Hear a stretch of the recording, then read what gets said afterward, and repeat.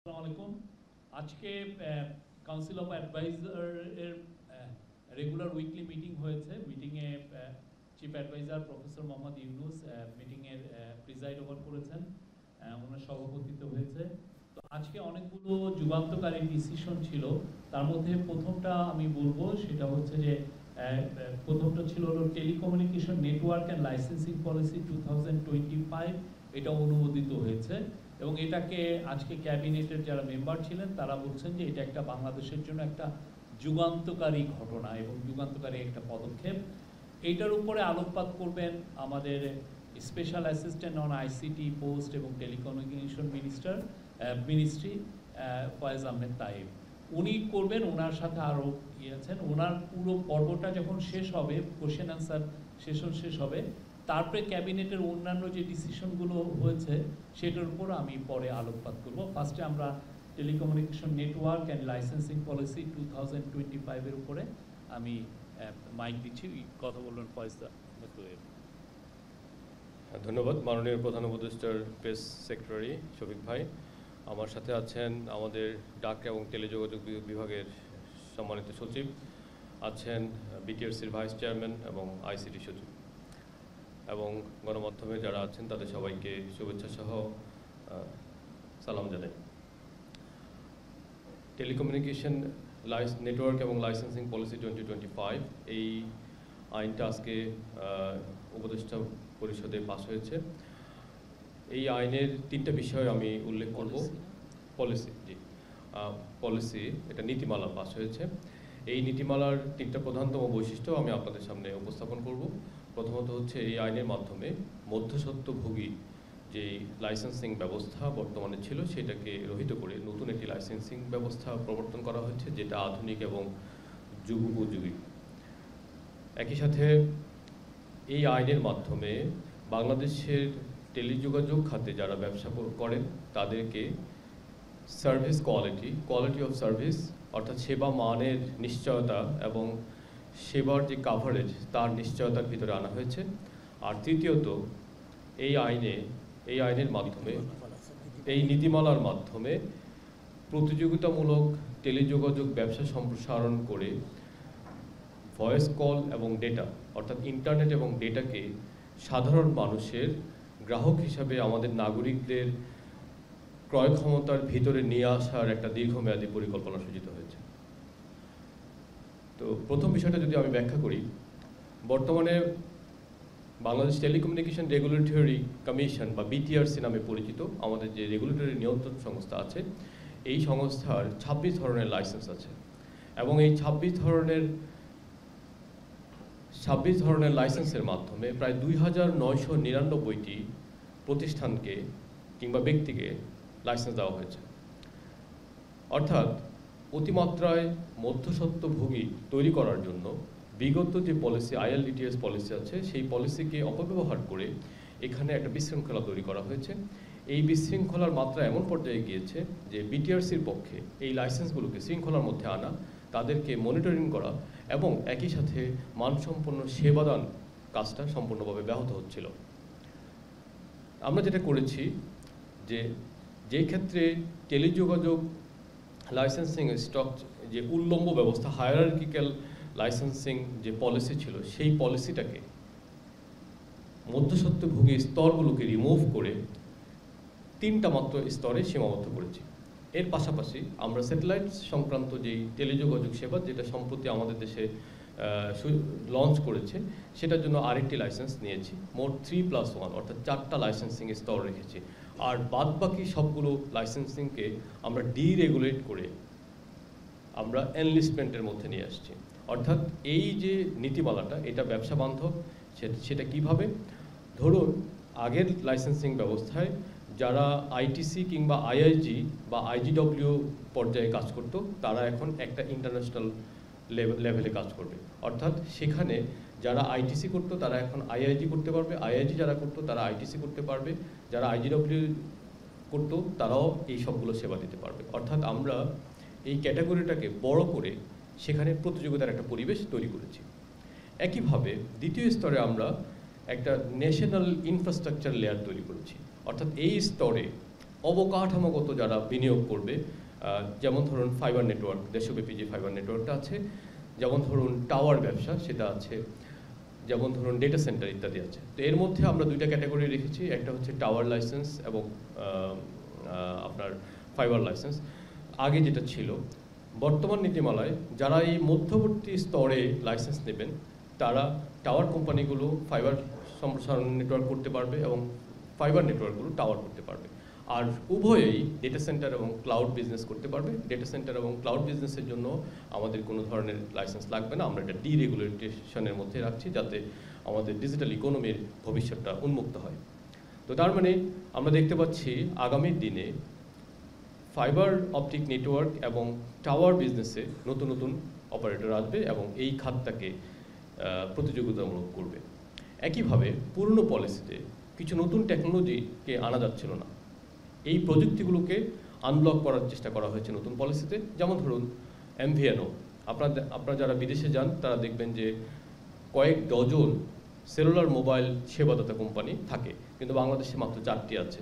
যেহেতু MVNO আসেনি সেজন্য সেলুলার সেবাদাতাদের মধ্যে প্রতিযোগিতা তৈরি হয়নি। আমরা এই প্রতিযোগিতার বিষয়টাকে অ্যাড্রেস করেছি এই নতুন পলিসির মাধ্যমে। একই সাথে private 5G, voice over wifi কিংবা ওয়াইফাই 6, ওয়াইফাই 7 মতো প্রযুক্তিগুলো এই লাইসেন্সের হাত ধরে আসতে পারবে। আমরা মনে করি যে নতুন 3টা স্তর, এই স্তরের মধ্যে আগের চেয়ে অনেক বেশি প্রতিযোগিতা হবে এবং এই প্রতিযোগিতার মাধ্যমে আমাদের গ্রাহকরা ভয়েস কল এবং ইন্টারনেট, মোবাইল ইন্টারনেট কিংবা ব্রডব্যান্ড ইন্টারনেটের প্রতিযোগিতার মাধ্যমে কম মূল্যে সেবা পাবে। আমরা এই পলিসিতে দ্বিতীয় যে বিষয়টি অ্যাড্রেস করছি সেটাকে আমরা বলছি সেবা মান, অর্থাৎ কোয়ালিটি অফ সার্ভিস। আমরা কিছুদিন আগে একটা নতুন কোয়ালিটি অফ সার্ভিসের নীতিমালা প্রকাশ করেছি, গাইডলাইন প্রকাশ করেছি। সেখানে অনেকগুলো কি পারফরমেন্স ইন্ডেক্স বা KPI দিয়েছি। এই KPIগুলোকে আমরা কয়েকটা স্তরে ভাগ করেছি। একটা হচ্ছে অ্যাক্সেসিবিলিটি, অর্থাৎ গ্রাহক মোবাইল নেটওয়ার্কে কত সহজে প্রবেশাধিকার পাবেন। একটা হচ্ছে রিটেইনেবিলিটি, আর একটা হচ্ছে ইন্টিগ্রিটি। অর্থাৎ এই বিষয়গুলোর মাধ্যমে আমরা দেখতে পাচ্ছি যে একটা কল সেট আপ করতে যাতে বেশি সময় না লাগে এবং তার কলটা সেট আপ হওয়ার পর সে যদি মুভ করে যে কোনো ট্রান্সপোর্টেশনে, বাসে, ট্রাকে বা যে কোনোভাবে, তাহলে তার কলটা ডিসকানেক্ট হয়ে যাবে না এবং একই সাথে তার যে কানেকশানের কোয়ালিটি ভালো থাকবে। তো সেজন্য আমরা বলেছি যে ব্রডব্যান্ড ইন্টারনেটের জন্য কোয়ালিটিটা হচ্ছে 15 Mbps এবং মোবাইল সেলুলার ইন্টারনেটের জন্য এটা 10 Mbps। আগে মেজার করা হতো না, অর্থাৎ পরীক্ষা করা হতো না, আমরা এখন পরীক্ষা করার ব্যবস্থা রাখছি। এবং একই সাথে আমরা বলছি শহরে এবং গ্রামে, পাহাড়ে এবং সমতলে, উপকূলে কিংবা উত্তরে আমাদেরকে একটা কাছাকাছি কোয়ালিটির সেবা বিন্যাস করতে হবে। এবং এই নতুন পলিসিতে আমরা বলেছি যে বর্তমানে দেশের মাত্র 20% মোবাইল টাওয়ারে ফাইবারাইজেশন পৌঁছেছে।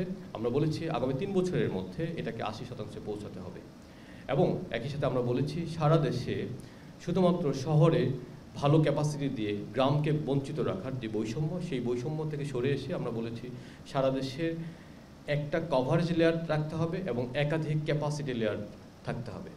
আজকে আমরা মানসম্পন্ন সেবা পাচ্ছি না, তার কারণ আমাদের মোবাইল টাওয়ারগুলোর মধ্যে যে ক্যাপাসিটি আছে সেই ক্যাপাসিটি দিয়ে আসলে অধিক সংখ্যক গ্রাহককে সেবা দান অসম্ভব। আমরা নতুন পলিসিতে এই বিষয়টা অ্যাড্রেস করেছি। আর তৃতীয় বিষয়টা যে প্রতিযোগিতার ক্ষেত্রে আমরা দুটো বিষয় আলোচনা করেছি।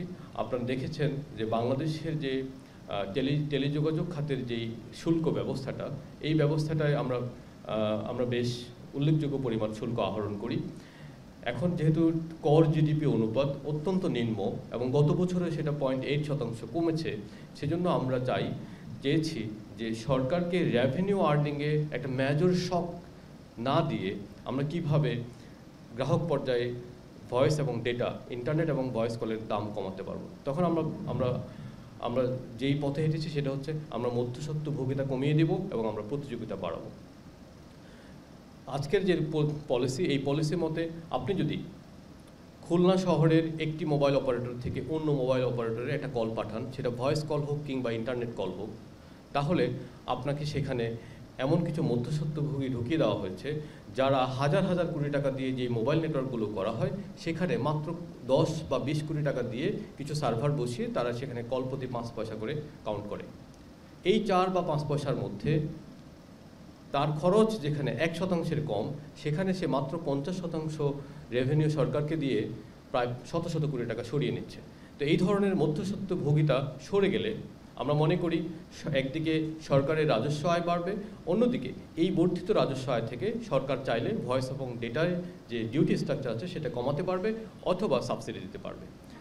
আপনারা জানেন যে আমরা ইতিমধ্যেই বাংলাদেশের যে অঞ্চলগুলো রিমোট এলাকা, যা আমাদের হাওড় অঞ্চলগুলো, আমাদের উপকূলীয় অঞ্চলগুলো, কিন্তু পার্বত্য অঞ্চলগুলো, সেগুলো সোশ্যাল অব্লিগেটরি ফান্ডের টাকায় আমরা সেখানে নেটওয়ার্ক সম্প্রসারণ করছি।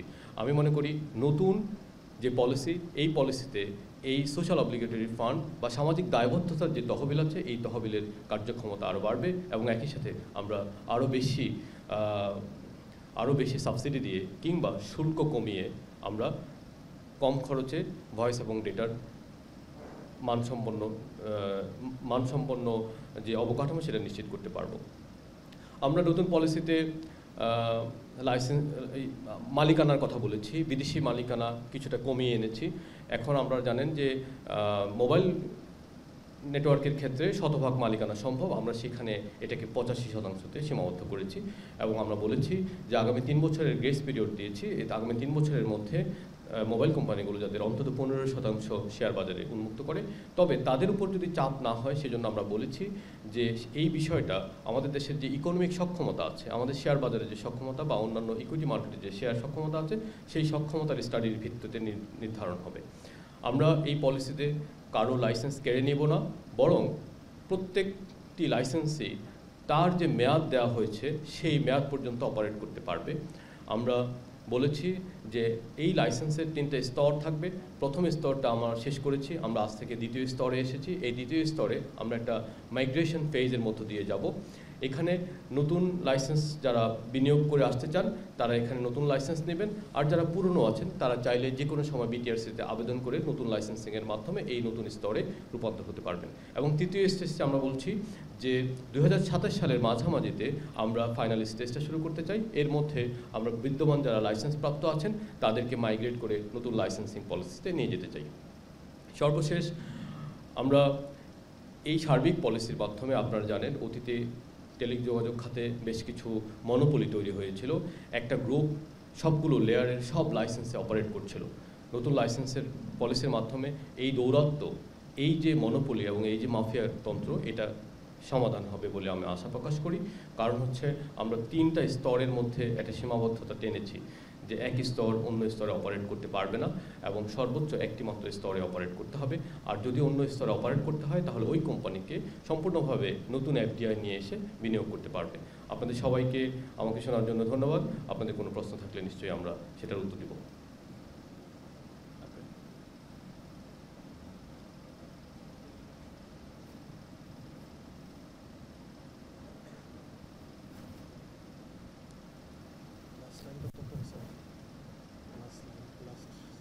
আমার নাম মহিদুল হক, আমি নিউজে কাজ করি। আপনারা যে পলিসি পাস করেছেন সেই পলিসি নিয়ে কিছুদিন আগে একটি বড় রাজনৈতিক দল তারা কিছু আপত্তি তুলেছে। যে আপত্তির কয়েকটা বিষয় আমি আপনাদের দৃষ্টি আকর্ষণ করতে চাই, সেগুলো কীভাবে আপনারা অ্যাড্রেস করছেন। ডিরেগুলেশন ফ্রেমওয়ার্কের কথা আপনি বলেছেন। এই পলিটিক্যাল পার্টিটির আপত্তি ছিল যে ডিরেগুলেশন ফ্রেমওয়ার্কের কথা যেটা পলিসিতে বলা হয়েছে সেটা যদি ইমপ্লিমেন্ট করা হয় without a clear safeguard for the SME, তাহলে এই এসএমই অনেক ক্ষতিগ্রস্ত হবে। এসএমই যে সমস্ত প্রতিষ্ঠানগুলো আছে, আচ্ছা, তারা আরেকটা বলেছিল যে ফরেন ওনারশিপের কথা আপনি বলেছেন যে এখানে সংকুচিত করা হয়েছে। এটাকে তারা বলেছিল যে ফরেন ওনারশিপের ক্ষেত্রে যে নীতিমালা যেটা বলা হয়েছে সেটাকে তারা এক ধরনের এমবিগিউটি বলেছিল এবং বলেছিল এটা আমাদের ফরেন ইনভেস্টমেন্টের বিষয় হবে। এটা আপনারা কি? জি, ধন্যবাদ। প্রথমে যেটা বলেছেন, আসলে এসএমইর জন্য ডিরেগুলেশন মানে যৌক্তিক বিষয়, অর্থাৎ আমরা যত বেশি ডিরেগুলেশন করব এসএমইর জন্য তত বেশি সহায়ক হবে।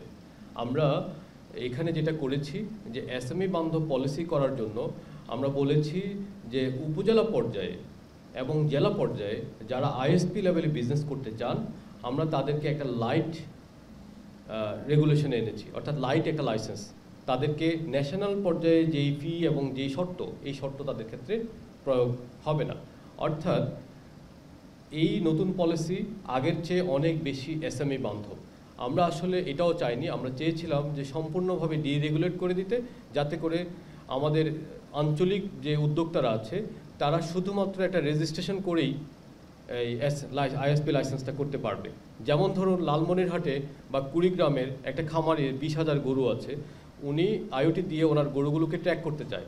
আমরা চেয়েছিলাম তাকে আমরা একটা আইএসপি লাইসেন্স দিয়ে দিব, সে মানে ডিরেগুলেটেড লাইসেন্স দিয়ে দেবে শুধুমাত্র রেজিস্ট্রেশনের সাপেক্ষে।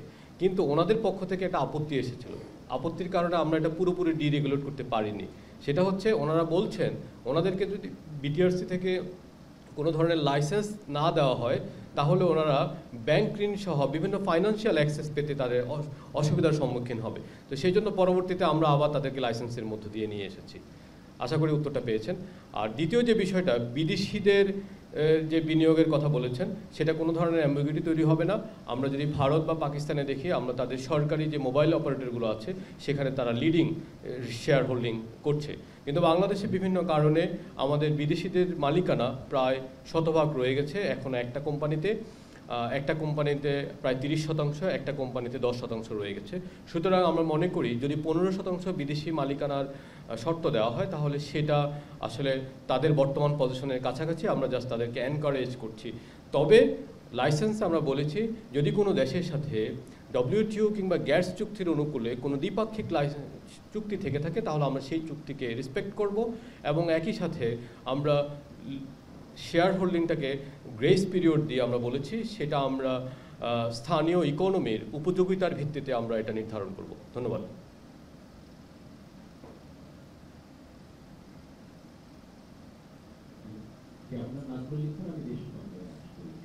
আমি যেটা জানতে চাচ্ছিলাম যে আন্তর্জাতিক এসএমএস সেবা নিয়ে আইডিডব্লিউ এবং মোবাইল অপারেটরদের মধ্যে দীর্ঘদিনের একটা দ্বন্দ্ব চলে আসছে, সেইটার সমাধানের জন্য আসলে সরকারের কি উদ্যোগ?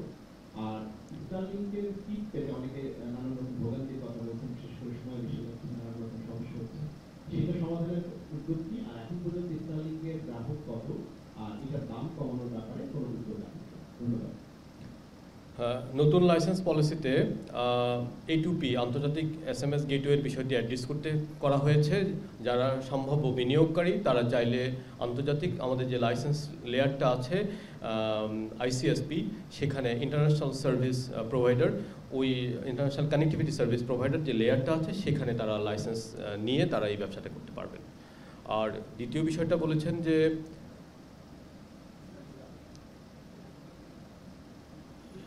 স্টারলিংকের বিষয়ে HS কোড সংক্রান্ত একটা জটিলতা ছিল, সেটা আমরা সমাধান করেছি। আমি আশা করি আপনি যে বিষয়টা বলেছেন সেটা অলরেডি সমাধান হয়ে গেছে। আর কতগুলো বিক্রি হয়েছে এটা আসলে আমরা জানি না, স্টারলিং জানে। এটা একটা ব্যবসায়িক উত্তর, তাদের কাছে জিজ্ঞেস করতে হবে। আর দাম কমানোর ব্যাপারে আমরা আসলে যেহেতু এটা বেসরকারি খাত সেজন্য আমরা তাদেরকে একটা প্রাইস প্ল্যান তাদেরকে দিয়েছি যেটা অর্থ মন্ত্রণালয় অনুমোদন করেছে। আর এর বাইরে আমরা তাদের সাথে বাণিজ্যিকভাবে কোনো ধরনের প্রাইস নেগোসিয়েশন করছি না। তবে আমরা যেটা করছি, আমাদের দেশের দুর্গম অঞ্চলে শিক্ষা প্রতিষ্ঠানে কিভাবে স্টারলিংকের স্যাটেলাইট ইন্টারনেট সেবা পৌঁছে দেওয়া যায়, যেমন পার্বত্য চট্টগ্রাম নিয়ে আমরা আলাদাভাবে আলোচনা করছি। ধন্যবাদ। আমি কাজ করি এখন টেলিভিশনে। আমি একটা বিষয় জানতে চাচ্ছি, আমরা আজকে বিভিন্ন গণমাধ্যমে দেখেছি যে আগামী সরকারের মন্ত্রীদের জন্য অর্ধশত থেকেও বেশি গাড়ি কেনা হচ্ছে, যার মূল্য 100 কোটি টাকারও বেশি। আমার প্রশ্ন এটা পরে, আগে এখন টেলিকমের কোশ্চেনগুলো হোক, তারপরে এই কোশ্চেনগুলো দেখব।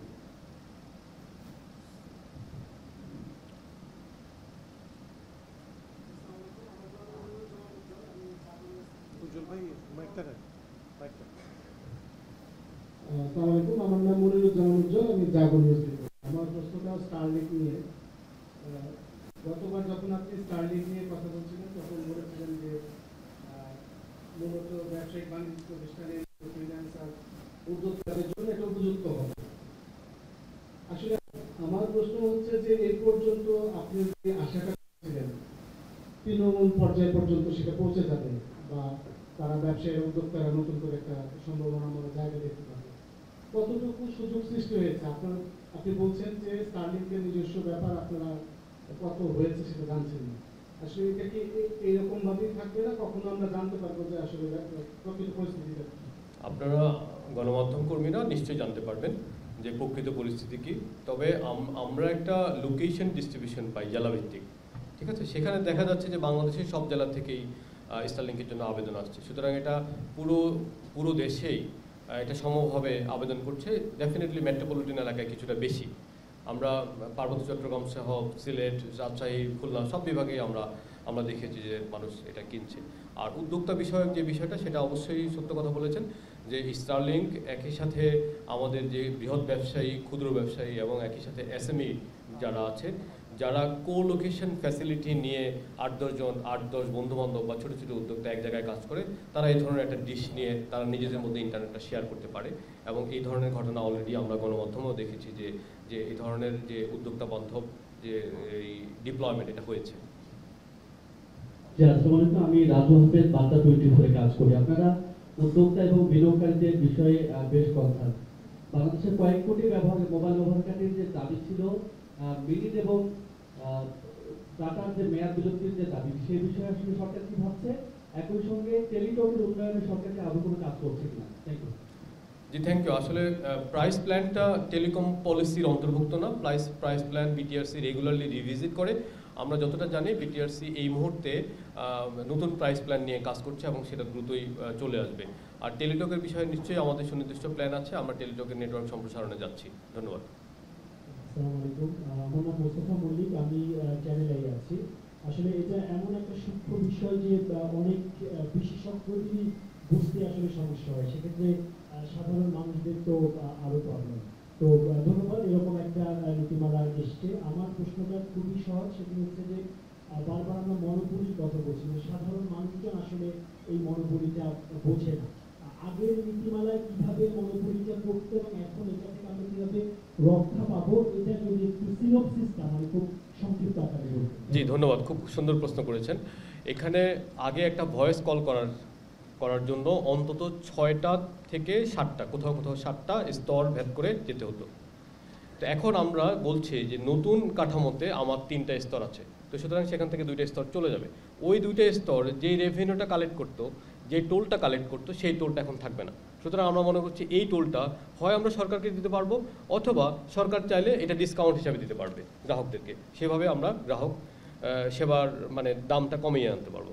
আরেকটা হচ্ছে, যেহেতু আগে 6টা স্তর থাকতো বা 7টা স্তর থাকতো ভয়েস এবং ডেটা উভয় কলে, তাহলে ওখানকার যে ব্যবসায়ীরা এখন অনেক বড় একটা পরিসরে ব্যবসা করতে পারবে। যেমন ফাইবার টাওয়ার করতে পারবে, টাওয়ার কোম্পানি ফাইবার করতে পারবে। এখানে ব্যবসায়ীদের টোটাল অপারেটরের সংখ্যা বেড়ে যাবে 2টা ক্ষেত্রেই। তাহলে সেখানে একটা প্রতিযোগিতা তৈরি হবে। প্রতিযোগিতার কারণে আমাদের দামটা কমে আসবে। আর রেগুলেশন একটু কঠিন ছিল বিটিআরসির জন্য, কারণ আপনি যদি 7টা লেয়ারে করেন, এনলিস্টমেন্ট এবং অন্যান্য লাইট লাইসেন্স সহ যদি 26টা লেয়ারে, তখন আপনার মনিটরিং সক্ষমতা, যন্ত্রপাতি, ল্যাব সব কিছুর উপর একটা চাপ পড়ে। তো সেই চাপটা থেকে বিটিআরসিকে এখন বিটিআরসি সরে আসতে পারবে আর কি। এখন আমরা এই পলিসিতে আমরা বলছি যে বিটিআরসির জন্য আমরা নতুন ধরনের কারিগরি সক্ষমতা কিভাবে তৈরি করা যায়, মানে নেটওয়ার্ক মনিটরিং ফ্যাসিলিটি কিভাবে তৈরি করা যায়, বা বেঞ্চমার্কের জন্য দরকারি যন্ত্রপাতি কিভাবে করা যায়, সেগুলো আমরা কিনবো। তো তাহলে যেটা হবে, এই পলিসি প্লাস আমাদের যে সেবা মান সংক্রান্ত যে আমরা নীতিমালাটা করেছি, সেটা যোগসাজশে আমি মনে করি যে নতুন নীতিমালার মাধ্যমে গ্রাহকটা কম দামে ভালো মানের সেবা পাবে। ধন্যবাদ।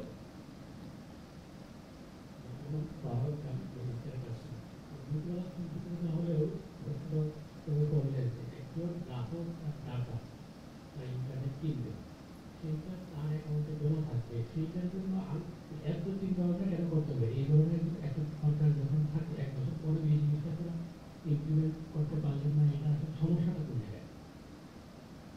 একটা প্রশ্ন আর 2টা প্রশ্ন আমি একসঙ্গে করি। নগদের জন্য সরকার বিনিয়োগকারী করছে, যে ডাক বিভাগ নগদের যেহেতু এটা আপনারা কিভাবে সমন্বয় করবেন বা যাবে? নগদের বিষয়টা একেবারে এলিমেন্টারি। বিডা বিনিয়োগকারী খুঁজছে, তো এটা ইমেচিওর। এটা ম্যাচিওর হলে আমি আশা করি আমাদের যে বিডার প্রতিনিধি আছেন এবং আমাদের বিডার চেয়ারম্যান এটা ব্যাখ্যা করবেন। তো সুতরাং সেই বিষয়ে আমাদের আলাপ না করাই ভালো। আর মেয়াদের বিষয়টা হচ্ছে আসলে এটা একটা প্রতিযোগিতামূলক বিষয়। আমরা মার্কেটকে পুরোপুরি ডিকটেট করতে পারি না, এটা একটা মুক্তবাজার অর্থনীতি। বিটিআরসি থেকে একটা গাইডলাইন দিয়ে দেওয়া হয়, প্রাইস প্ল্যান দিয়ে দেওয়া হয়। ওই প্রাইস প্ল্যানের অনুসারে অপারেটররা নিজেদের মতো করে প্রাইস প্ল্যান ঠিক করে। তো আমরা একটা নতুন প্রাইস প্ল্যান নিয়ে আসছি, সেখানে নিশ্চয়ই এই বিষয়গুলো কোনটা কিভাবে অ্যাড্রেস করা যায় সেই বিষয় নিয়ে আমরা ভাববো।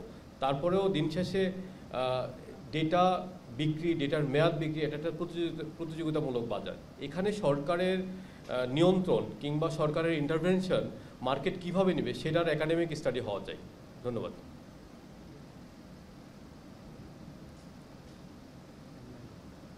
আর প্রশ্ন না থাকলে আমি একটু এই বিষয়ে মন্তব্য করতে চাই। আজকে ক্যাবিনেটে যখন এই পলিসিটা উত্থাপন হয় তখন আপনি জানেন যে বেশ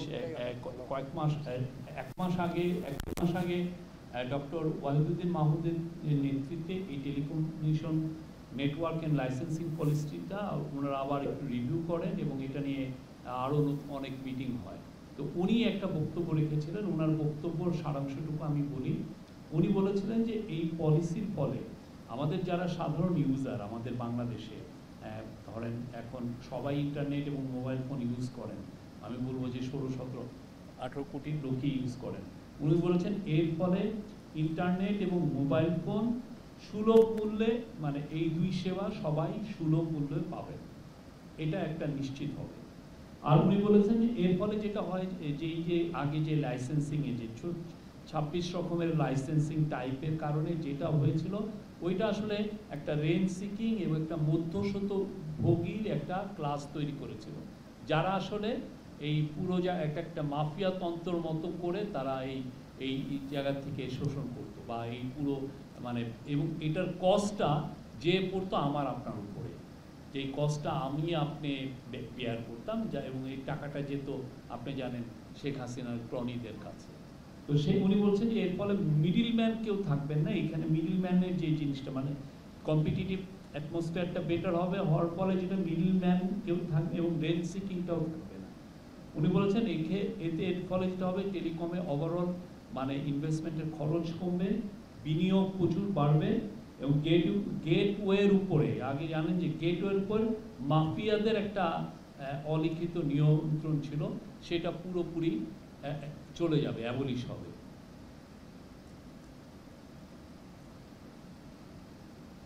আর উনি বলেছেন যে এর ফলে যে ফাইবার নেটওয়ার্ক যেটা, এটা খুবই ক্রুশিয়াল, একটা ভালো আপনি মোবাইল ফোনের সার্ভিস পাওয়ার জন্য ডেটা বা ভয়েস উনি যেটা বললেন, এইটার জন্য উপজেলা পর্যন্ত বাংলাদেশের ফাইবার নেটওয়ার্কটা বিস্তৃত হবে এবং খুবই সবাই ভালো রিলায়েবল সার্ভিস পাবেন।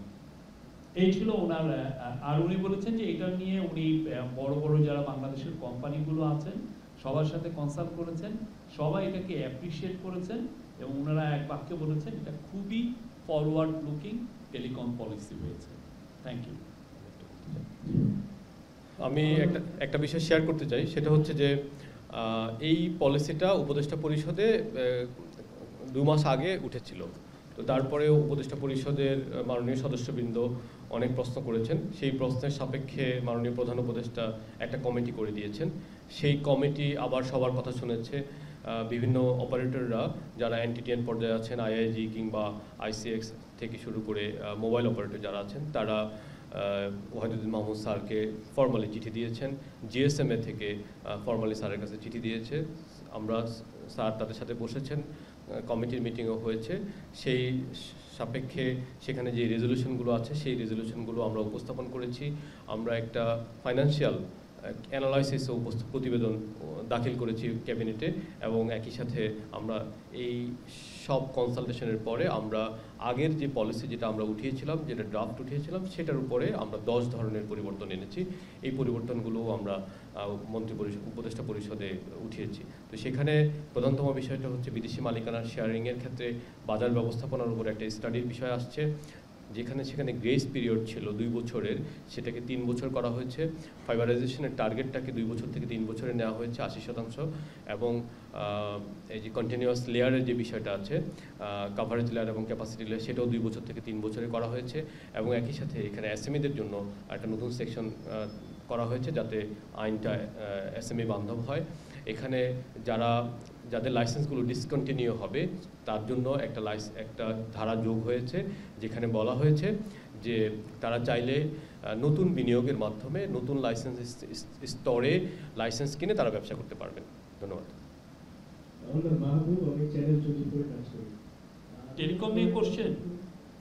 আচ্ছা, বিগত বেশ কয়েক বছর ধরে আমাদের দেশে ফ্রিল্যান্সিং শিক্ষার জন্য বিভিন্ন প্রতিষ্ঠান গড়ে উঠেছে, কিন্তু আমরা দেখেছি যে ওই সকল শিক্ষা প্রতিষ্ঠানগুলোতে মানসম্মত শিক্ষা দেওয়া হচ্ছে না। ওটা আমাদের একটা টিউশন ফি নেওয়ার পরেও যে সকল স্টুডেন্টরা বের হচ্ছে তারা আসলে ফাইবার মার্কেট প্লেস কিংবা freelancer.com এগুলোতে গিয়ে অ্যাকাউন্ট করতে পারছে, কিন্তু আসলে তারা ইফেক্টিভলি কাজ করতে পারতেছে না। তো এইগুলোর উপরে নজরদারি করার জন্য এই সরকারের কোনো সেল কাজ করছে কিনা? কারণ এই ঢাকা শহরের মোড়ে মোড়ে এই ধরনের প্রতিষ্ঠান গড়ে উঠেছে, কিন্তু তারা স্টুডেন্টদের কাছ থেকে টাকা পয়সা নিচ্ছে, কিন্তু আসলে স্টুডেন্টরা করে কাজ করতে পারছে না, তারা বাইরে থেকে আর্ন করতে পারছে না। আরো একটি বিষয় যে ইন্টারন্যাশনাল পেমেন্ট গেটওয়ে, যেটা পেপালের মতো, যেটা সহজেই ট্রান্সফার করা যায় সারা পৃথিবীতে, এই পেমেন্ট গেটওয়েগুলো আসলে বাংলাদেশে আসবে কিনা ভবিষ্যতে? আচ্ছা, জি ধন্যবাদ। যদিও টেলিকম পলিসির সাথে যুক্ত না, কিন্তু দুটো গুরুত্বপূর্ণ বিষয় উপস্থাপন করেছেন। একটা হলো ফ্রিল্যান্সার থেকে আইসিটি থেকে আমরা একটা কমিটি করেছি।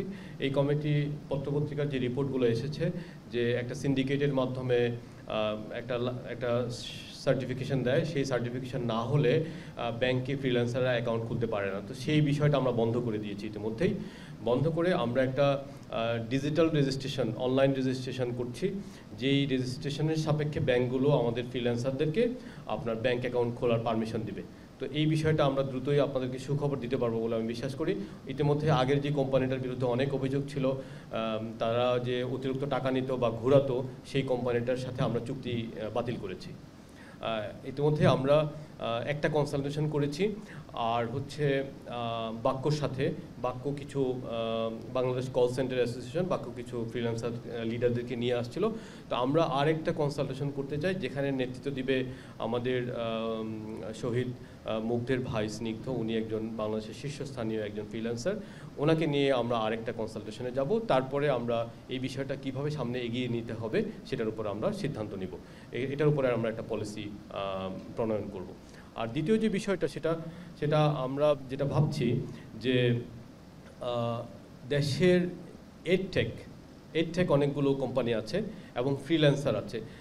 আমরা বিটিআরসির মাধ্যমে এরকম একটা ন্যারেটিভ উঠানোর চেষ্টা করছি, যাতে এই দুইটা সেক্টরে ব্রডব্যান্ড এবং মোবাইল ইন্টারনেট সেবা প্রদানকারীরা কিছুটা ডিসকাউন্টেড রেট অফার করে। এটা নিয়ে আমরা ভাবছি যাতে আমাদের মোবাইল ইন্টারনেটটা স্কুল এবং লার্নিং ফ্রেন্ডলি বা ফ্রিল্যান্সার ফ্রেন্ডলি হন। তো এটা আমরা ভাবছি, এটা নিয়ে আমরা কাজ করব ইনশাল্লাহ।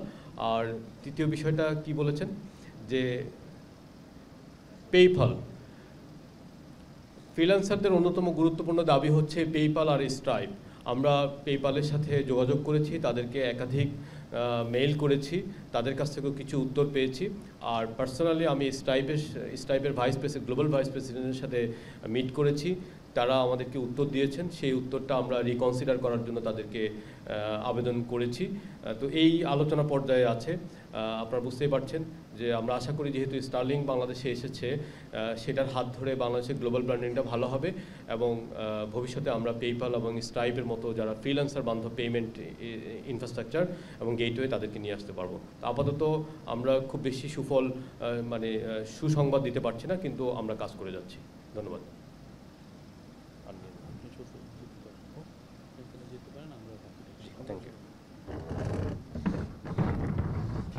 আজান।